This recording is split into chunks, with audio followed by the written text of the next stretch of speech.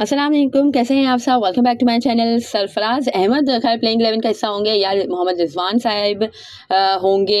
इस पे काफ़ी ज़्यादा डिबेट चल रही है एंड हमने पहले भी बात की थी। खैर शान मसूद साहब ने जो प्रेस कॉन्फ्रेंस की थी, जो pre departure press conference Pakistan में करके वो गए थे, उसमें तो उन्होंने कहा था कि सरफराज अहमद ज़्यादा डिजर्व करते हैं क्योंकि उनकी अच्छी परफॉर्मेंसेज हैं। और है कि इंडिया उन्होंने खैर दिया था कि मतलब मोहम्मद रिजवान प्लेइंग 11 के ऐसा शायद ना हो। बट जो कल उन्होंने मीडिया कॉन्वर्जेशन की हेड ऑफ प्रैक्टिस मैच, तो उसमें उन्होंने कहा था कि भाई ये भी इस बात पे भी गौर हो सकता है कि दोनों खेलें, यानी मोहम्मद रिजवान भी खेलें, मतलब दोनों में से कोई एक एज अ बैटर खेल लें। तो खैर इसके बाद से काफ़ी ज़्यादा चहमगोइयाँ हो रही हैं कि क्या मोहम्मद रिजवान भी टीम का हिस्सा होंगे। तो आई थिंक खैर होना चाहिए। मैं तो खैर पहले भी अपनी वीडियोज़ में मैंने बात की भी है कि why not Sarfaraz Ahmed and Mohammad Rizwan both. But है कि बहुत से लोग कह रहे थे कि अगर दोनों साथ खेलें तो फिर सरफराज अहमद से कीपिंग करानी चाहिए। सो आई वुड से नो, क्योंकि सरफराज अहमद से ज़्यादा अच्छे keeper I think Mohammad Rizwan है। एंड खैर मैंने तो मोहम्मद रिजवान से बेटर कीपर नहीं देखा। लिटरली मैं ये ऑन रिकॉर्ड कह रही हूँ कि भाई मुझे नहीं लगता कि पाकिस्तान ने मोहम्मद रिजवान से बेटर कोई कीपर प्रोड्यूस किया है।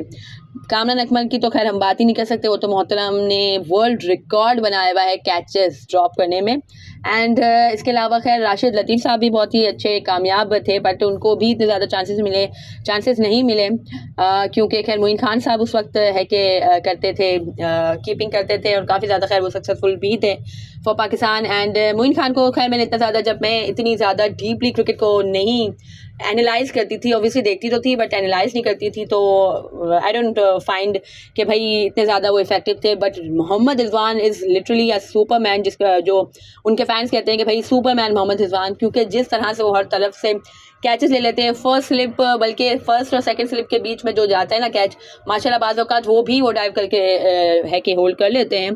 तो माशाल्लाह literally he is a Superman and काफ़ी ज़्यादा अच्छी स्किल्स हैं उनकी कीपिंग की।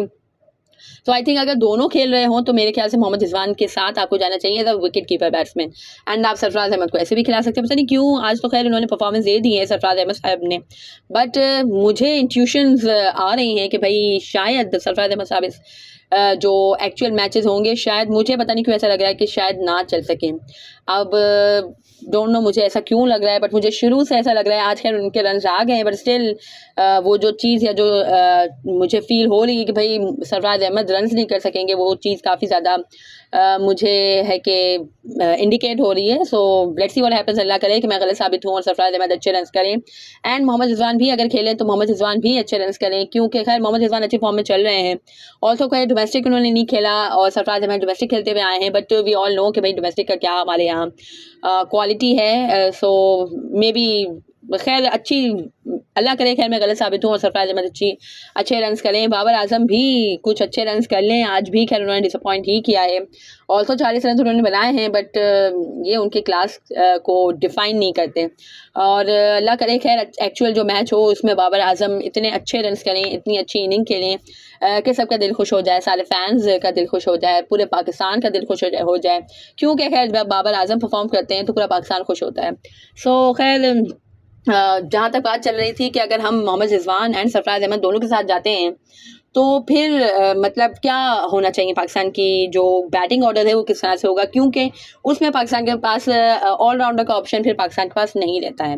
बट जिस तरह की शानदार फॉर्म चल रही है हमारे इमामुल हक साहब की, तो आई थिंक के वाई नॉट आप रिजवान के साथ ओपन में चले जाओ। लेकिन वही बात है कि रिजवान के साथ अगर हम ओपन में जाएंगे तो रिजवान के साथ मैं चाहती हूँ कि कीपर भी, मतलब कीपिंग भी रिजवान करें, तो है कि बहुत ज़्यादा मुश्किल हो जाएगा ऑब्वियसली जो मोहम्मद रिजवान साहब हैं, क्योंकि अगर तो पाकिस्तान पहले बॉलिंग करता है तो फिर काफ़ी ज़्यादा टाइम उनको कीपिंग करनी है और फिर फ़ौरन ही बैटिंग के लिए उन्हें आना है, तो काफ़ी ज़्यादा खैर वो फटीग हो सकती है उनको।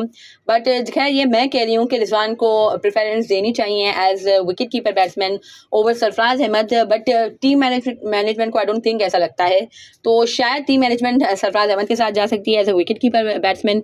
तो फिर है कि आप रिजवान के साथ जा सकते हो एज एन ओपनर, क्योंकि एज ए टीम मैन वो खेल लेगा, ओपन भी कर लेगा रिजवान। तो हमें एक अच्छा पर्सन भी मिल जाएगा, यानी ओपनर पे हमें अच्छा पर्सन मिल जाएगा। बट ऐसा करेंगे नहीं वो ऑब्वियसली, क्योंकि वो साइम अयूब को लेके गए हैं। अगर तो इमामुल हक फेल होते हैं तो फिर साइम अयूब है उनके पास। बट पता नहीं क्यों मुझे लगता है कि साइम अयूब को यहाँ पे ऑस्ट्रेलिया की पिचेस पे नहीं चांस देना चाहिए।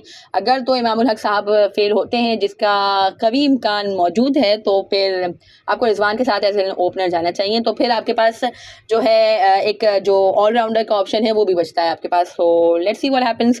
मुझे तो खैर यही लगता है। बाकी इसके अलावा इंग्लैंड की बांग्लादेश वर्सेस न्यूजीलैंड के जो टेस्ट मैचेस हो रहे हैं, और पता नहीं क्यों इस तरह के पिचेस बनाते हैं हमारे जो बंगाली भाई हैं, और एक्सपोज हो जाते हैं फिर जब अपने घर से बाहर निकलते हैं। अपने घर में तो ऐसे शेर होते हैं। अब देखें तो आज सेकंड टेस्ट का फर्स्ट डे था, बट ऑलमोस्ट 1.5 इनिंग्स सिमट चुकी है।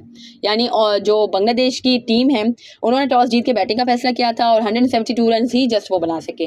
खैर एक अजीब सा इंसिडेंट भी हुआ मुशफिकुर रहीम साहब ने, कि भाई उन्होंने कुछ बॉल को पकड़ लिया था या टच कर लिया था, खैर जो भी बॉल को रोक लिया था, दैट्स वाई वो आउट हो गए। नए तरीके से आउट हो गए हैं वो टेस्ट क्रिकेट में। एंड खैर यही हरकत तो कुछ करते हुए हमारे मोहतरम बाबर आजम साहब भी नजर आए थे। ये मैंने भी देखा सोशल मीडिया पे ही, खैर मैंने देखा कि नॉन स्ट्राइकर एंड पे ही was trying to stop the ball. I don't know किस फ्रेम ऑफ माइंड में थे वो, या अभी काफ़ी ज़्यादा कर उन्होंने प्रैक्टिस सेशंस किए हैं, तो मे बी उस फ्रेम ऑफ माइंड में थे वो कि भाई मैं बॉल पकड़ के दोबारा बैट्समैन की तरफ थ्रो करूं। बट आई डोंट नो खैर किस फ्रेम ऑफ माइंड में थे।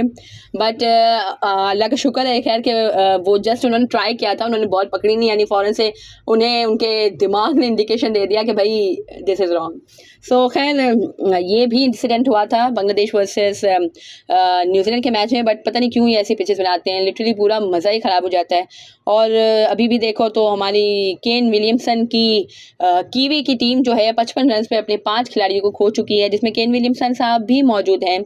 और काफ़ी ज़्यादा अटैकिंग फील्ड रखी हुई थी विलियमसन के लिए, एंड वो आउट हो गए ऑब्वियसली। और कोई भी खैर जो उनका बैटर है just Devon Conway double figures में दाखिल हुए, विलियमसन डबल फिगर्स में दाखिल हुए, 13 रन उन्होंने स्कोर किए। एंड डैरेन मिचेल अभी खैर नॉट आउट हुए, उन्होंने डबल फिगर्स में वो दाखिल हुए। वरना कुछ 3-4 प्लेयर्स तो जस्ट सिंगल फिगर में ही थे।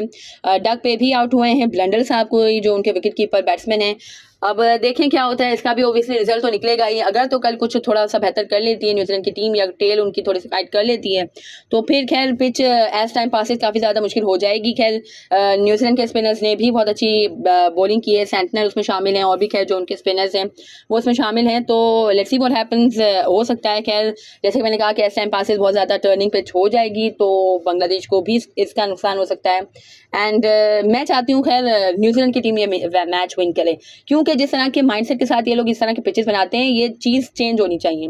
और ये खैर खुद उनके लिए भी सही नहीं है, वो घर में ऐसे शेर बने हुए होते हैं। मैं खैर कल देख ही रही थी कि कोई ओडीआई सीरीज़ भी कोई टीम नहीं जीती, just England is the one जो पिछले का आई थिंक 10 सालों में कि 9 सालों में बांग्लादेश में कोई ओडीआई सीरीज़ जीती है। वरना और बाकी तमाम टीम्स बांग्लादेश में जाके ओडीआई सीरीज़ भी हार चुकी हैं। यानी ऐसी कंडीशन वो बनाते हैं जो जस्ट उनकी टीम को ही सूट करो, फिर जब वो अपने घर से बाहर निकलते हैं तो एक्सपोज हो जाते हैं। तो इस तरह से नहीं होना चाहिए। That's what I think. अगर आपको ये मेरी बात से अगर आप एग्री करते हो, या आपकी कोई अलग से कोई मौक़िफ़ हो आपका, तो वो भी खैर कमेंट सेक्शन में बताइएगा ज़रूर।